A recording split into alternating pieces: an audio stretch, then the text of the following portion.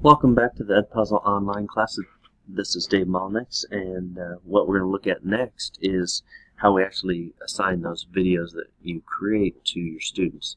So I'm in my content. I'm just going to select this video here. If I still needed to do some editing, I could click on edit and then I could assign it directly from there. But I'm going to pretend that I've done all my editing and I'm ready to assign it.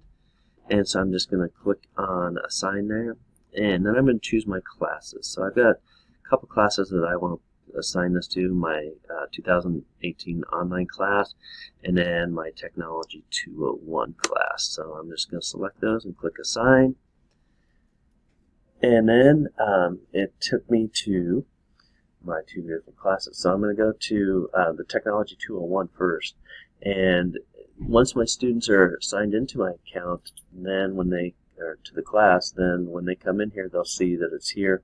I can also share it. So if I have those students that I'm like, they don't come here when they're asked to, I can also share it with them via email, Google Classroom, Facebook, or Twitter as well.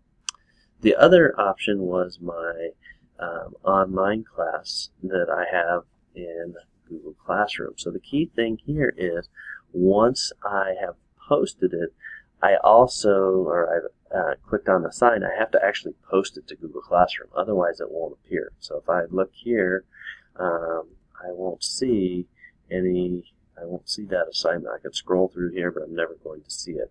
So last step is I have to click on post, and then at this point it'll come up here in just a second. Here we go. At this point, it gives me a title. I can change the title. I can change the instructions. I'm going to leave that for now, but I'll click on assign.